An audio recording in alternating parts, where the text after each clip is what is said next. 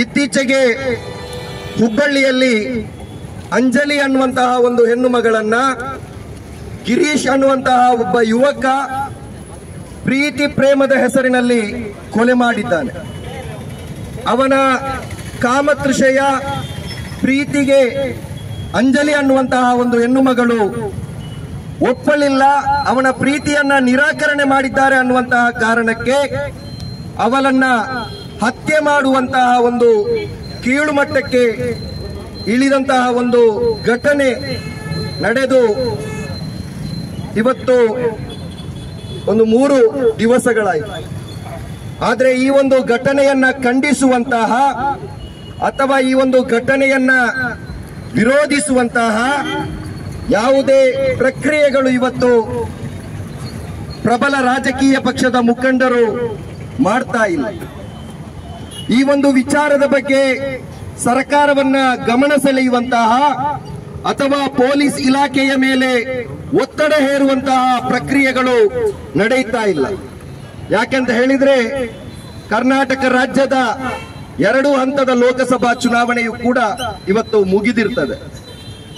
ಅಂದ್ರೆ ಇಲ್ಲಿಯ ರಾಜಕೀಯ ವ್ಯವಸ್ಥೆ ಅಥವಾ ರಾಜಕೀಯ ಪಕ್ಷಗಳು ಅಥವಾ ರಾಜಕಾರಣಿಗಳು ಅಥವಾ ಧರ್ಮ ರಕ್ಷಕರು ಅಂತ ಹೇಳ್ಕೊಂಡು ಹೆಗಲಲ್ಲಿ ಕೇಸರಿ ಶಾಲನ್ನ ಹಾಕಿ ತಿರುಗಾಡ್ತಾ ಇರ್ತಕ್ಕಂತಹ ವ್ಯಕ್ತಿಗಳಿಗೆ ರಾಜಕೀಯದ ಬೇಳೆ ಬೇಯಿಸಲಿಕ್ಕೆ ಮಾತ್ರ ಇಂತಹ ಹೆಣ್ಣು ಮಗಳ ಮೇಲೆ ನಡೆಯುವಂತಹ ದೌರ್ಜನ್ಯಗಳನ್ನ ಅವರು ಮುನ್ನೆಲೆಗೆ ತರುತ್ತಾರೆ ಹೊರತು ನೈಜವಾಗಿ ಇಲ್ಲಿರ್ತಕ್ಕಂತಹ ಅಮಾಯಕ ಬಡ ಹೆಣ್ಣು ಮಕ್ಕಳಿಗೆ ನ್ಯಾಯವನ್ನ ದೊರಕಿಸಿಕೊಡಬೇಕು ಅನ್ನುವಂತಹ ಒಂದು ಸಣ್ಣ ಪರಿಕಲ್ಪನೆಯೂ ಕೂಡ ಈ ರಾಜಕಾರಣಿಗಳಿಗೆ, ಈ ಕೋಮುವಾದಿ ಬಿಜೆಪಿ ಪಕ್ಷಗಳಿಗೆ ಇಲ್ಲ ಅನ್ನುವುದನ್ನ ಈ ಪ್ರಕರಣದಲ್ಲಿ ಅವರು ಸಾಬೀತುಪಡಿಸಿದ್ದಾರೆ ಅಂತ ಹೇಳಿ ಈ ಸಂದರ್ಭದಲ್ಲಿ ಹೇಳಲಿಕ್ಕೆ ಬಯಸ್ತಾ ಇದ್ದೇನೆ. ಬಂಧುಗಳೇ, ನೇಹ ಅನ್ನುವಂತಹ ಒಂದು ಹೆಣ್ಣು ಮಗಳನ್ನ ಅತ್ಯಂತ ಬರ್ಬರವಾಗಿ ಫಯಾಜ್ ಅನ್ನುವಂತಹ ಒಬ್ಬ ಹುಡುಗ ಕೊಲೆ ಮಾಡಿದಂತಹ ಸಂದರ್ಭದಲ್ಲಿ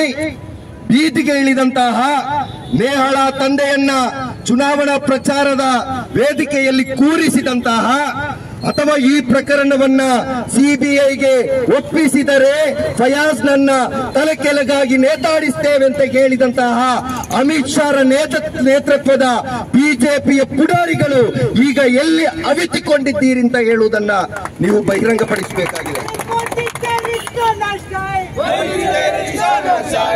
ಎಲ್ಲಿದ್ದಾರೆ ಈಗ ಮೋದಿಯ ಹಿಂಬಾಲಕರು? ಎಲ್ಲಿದ್ದಾರೆ ಈಗ ಮೋದಿಯ ಅಂಧಭಕ್ತರು ಅಥವಾ ಬಿಜೆಪಿಯ ಮುಖಂಡರು, ಅತಿರಥ ಮಹಾರಥ ನಾಯಕರು? ನೀವು ಯಾವ ಗುಹೆಯಲ್ಲಿ ಅವಿತುಕೊಂಡಿದ್ದೀರಾ? ಇವತ್ತು ಜನರಿಗೆ ನೀವು ಸ್ಪಷ್ಟಪಡಿಸಬೇಕಾಗಿದೆ. ಫಯಾಜ್ನ ಧರ್ಮ ನೋಡಿ ಬೀದಿಗಿಳಿದಂತಹ ನೀವು, ಅದರ ಚುನಾವಣಾ ರಾಜಕೀಯ ಲಾಭವನ್ನ ಪಡೆಯಲಿಕ್ಕೆ ಹೊರಟಂತಹ ನೀವು, ಯಾಕಾಗಿ ಹುಬ್ಬಳ್ಳಿಯ ಅಮಾಯಕ ಮಗು ಅಂಜಲಿಯ ಈ ಪ್ರಕರಣದಲ್ಲಿ ನೀವು ಮುಂದೆ ಬರ್ತಾ ಇಲ್ಲ?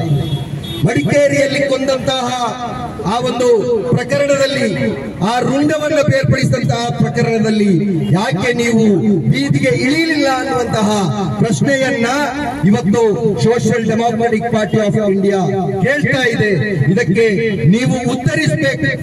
ಕರ್ನಾಟಕ ರಾಜ್ಯದ ರಾಜ್ಯ ಸರ್ಕಾರವು ಕೂಡ ನೇಹ ಕೊಲೆ ಸಂದರ್ಭದಲ್ಲಿ ಬಿಜೆಪಿಯವರ ರಾಜಕೀಯ ಒತ್ತಡಕ್ಕೆ ಬಲಿಬಿದ್ದು ಬಹಳಷ್ಟು ಕಾನೂನು ನೆರವು ಅಥವಾ ಹೋರಾಟ ಅಥವಾ ನ್ಯಾಯ ದೊರಕಿಸುವಂತಹ ಮಾತುಗಳನ್ನಾಡಿದವು, ಅವರಿಗೆ ಸಾಂತ್ವನವನ್ನು ತಿಳಿಸಿದವು. ಎಲ್ಲಿ ಹೋಗಿದೆ ಈಗ ಕರ್ನಾಟಕ ಸರ್ಕಾರ?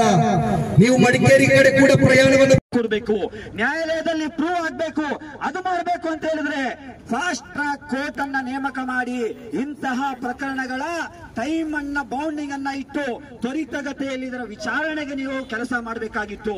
ನೀವು ರಾಜಕೀಯ ಸ್ಟೇಟ್ಮೆಂಟ್ ಕೊಡ್ಲಿಕ್ಕೆ ಬಯಸ್ತಾ ಇದ್ದೀರಾ. ನಾನು ಕಾಂಗ್ರೆಸ್ ಬಿಜೆಪಿ ಅದನ್ನ ಹೇಳ್ತಾ ಇಲ್ಲ. ಯಾವುದೇ ಸರ್ಕಾರಗಳಿರಲಿ, ಇಂತಹ ಘಟನೆಗಳನ್ನು ನಡಬೇಕಾದ್ರೆ ಅದರ ಶಾಶ್ವತ ಪರಿಹಾರಕ್ಕೆ ಪ್ರಯತ್ನ ಮಾಡಬೇಕು. ಒಂದು ವೇಳೆ ಅದು ಏನು ಬೆಳಗಾವಿನಿಂದ ಉಡುಪಿಗೆ ಹೋಗಿದಂತಹ ಚೌಗೆಲೆ ಅವನ ಹೆಸರು, ಅಲ್ಲಿ 4 ಜನರನ್ನ ಸಾಮೂಹಿಕವಾಗಿ ಕೊಲೆ ಮಾಡಿ ಬಂದಲ್ಲ, ಆ ಸಂದರ್ಭದಲ್ಲೇ ಅವನಿಗೆ ಫಾಸ್ಟ್ ಟ್ರ್ಯಾಕ್ ಕೋರ್ಟ್ ಮುಖಾಂತರ ಅವನಿಗೆ ಮ್ಯಾಕ್ಸಿಮಮ್ ಪನಿಷ್ಮೆಂಟ್ ಆಗುವ ಹಾಗೆ ನೀವು ಮಾಡಿದ್ದಿದ್ರೆ ಇಂತಹ ಘಟನೆಗಳು ಮರುಕಳಿಸ್ತಾ ಇರಲಿಲ್ಲ. ಅದನ್ನ ನೀವು ಮಾಡಲಿಲ್ಲ. ಅದನ್ನ ನೀವು ಮಾಡ್ದಲೆ ಕೇವಲ ಭಾಷಣ ಬಿಗಿದ್ರೆ ಏನು ಅರ್ಥ ಇಲ್ಲ.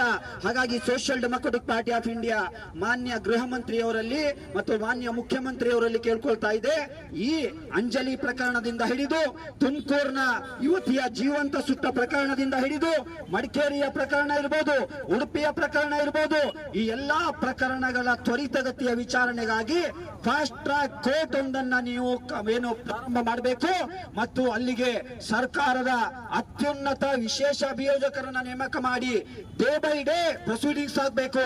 1 ತಿಂಗಳು ಅಥವಾ 2 ತಿಂಗಳೊಳಗಡೆ ಮ್ಯಾಕ್ಸಿಮಮ್ ಅವರ ವಿಚಾರಣೆ ಮುಗಿದ್ರೆ ಮುಂದಿನ ಅವರಿಗೆ ಇದು ಪಾಠ ಆಗ್ತದೆ. ಅದನ್ನ ಮಾಡದಲ್ಲೇ ನೀವು ಬೇರೆ ರಾಜಕೀಯ ಭಾಷಣವನ್ನ ಬಿಗಿದ್ರೆ ಏನು ಪ್ರಯೋಜನ ಇಲ್ಲ. ಇದು ಸರ್ಕಾರದ ಜವಾಬ್ದಾರಿ. ಅದೇ ರೀತಿ ಪೊಲೀಸ್ ಇಲಾಖೆಯ ಜವಾಬ್ದಾರಿ ಇದೆ. ಹುಬ್ಬಳ್ಳಿ ಮತ್ತು ಧಾರವಾಡದ ಪೊಲೀಸ್ನವರು ನೇಹಾ ಪ್ರಕರಣ ನಡೆದಾಗ ಅವರಿಗೆ ನಾವು ಸಲ್ಯೂಟ್ ಮಾಡಬೇಕು.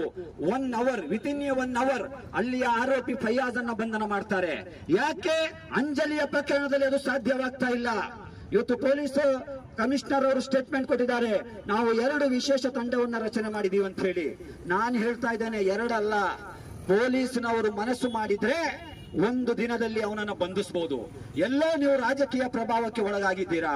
ಯಾಕೆ ಅಂತ ಹೇಳಿದ್ರೆ ಅಂಜಲಿ ಪ್ರಕರಣ ನಡೆದ ತಕ್ಷಣ ಬಿಜೆಪಿಯ ಕೆಲವು ನಾಯಕರವರ ಮನೆಯ ಮುಂದೆ ಹೋಗಿ ನಾಟಕ ಮಾಡುವಂತ ಪ್ರತಿಭಟನೆ ಮಾಡಿದ್ರು.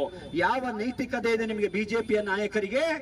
ಯಾವ ನೈತಿಕತೆ ಇದೆ ನಿಮಗೆ ಇದ್ರ ಬಗ್ಗೆ ಧ್ವನಿ ಎತ್ತಲಿಕ್ಕೆ? ಯಾಕೆ ಅಂತ ಹೇಳಿದ್ರೆ ಬಿಲ್ಕಿಸ್ ಬಾನು ಎಂಬುವಂತಹ ಓರ್ವ ಮಹಿಳೆಯ ಸಾಮೂಹಿಕ ಅತ್ಯಾಚಾರ ಮಾಡಿದಂತ ಆರೋಪಿಗೆ ಜೈಲಿನಿಂದ ಜಾಮೀನಿನ ಮೇಲೆ ಬಿಡುಗಡೆಯಾದಾಗ ಅವನಿಗೆ ಹೂವಿನ ಹಾರ ಹಾಕಿ ಸ್ವಾಗತಿಸಿದಂತಹ ನೀವು ಒಂದು ಮಹಿಳೆಯ ಪರವಾಗಿ ಮಾತನಾಡಲಿಕ್ಕೆ ನೈತಿಕತೆ ಇದೆಯಾ ನಿಮಗೆ? ನಿಮ್ಮ ಜನ್ಮಕ್ಕಿಷ್ಟು ನಾಚಿಕೆ ಆಗ್ಬೇಕು ನಿಮಗೆ. ಯಾವ ನೈತಿಕತೆ ಇದೆ ನಿಮಗೆ? ನಿಮಗೆ ನೈತಿಕತೆ ಇದ್ದಿದ್ರೆ ಅಲ್ಲಿ ಬಿಲ್ಕಿಸ್ ಬಾನು ಪ್ರಕರಣದಲ್ಲಿ ಆರೋಪಿಯಾಗಿದ್ದಂತವನು ಜೈಲಿನಿಂದ ಪೆರೋಲ್ ಮೇಲೋ ಜಾಮೀನ್ ಮೇಲೆ ಹೊರಗೆ ಬಂದಾಗ ಅವನಿಗೆ ಹೂವಿನ ಹಾರ ಹಾಕ್ತಾ ಇರಲಿಲ್ಲ. ನೀವು ಇವತ್ತು ನಾಟಕ ಮಾಡ್ತಾ ಇದ್ದೀರಾ ಇಲ್ಲಿ ಬಂದು. ಅಮಿತ್ ಶಾ ರವರೇ, ಬಿಜೆಪಿ ಪಕ್ಷದ ರಾಷ್ಟ್ರೀಯ ಅಧ್ಯಕ್ಷರಾದ JP ನಡ್ಡಾರವರೇ, ನೀವು ನೇಹಾ ಪ್ರಕರಣ ನಡೆದಾಗ ಅವರ ಮನೆಗೆ ಭೇಟಿ ಕೊಟ್ರಿ. ನಾವು ಸ್ವಾಗತಿಸುತ್ತೇವೆ. ಭೇಟಿ ಕೊಡಿ, ಏನು ತಪ್ಪಲ್ಲ, ಅದು ಕ್ರೈಮ್ ಅಲ್ಲ. ಭೇಟಿ ಕೊಟ್ಟಿದ್ದೀರಾ.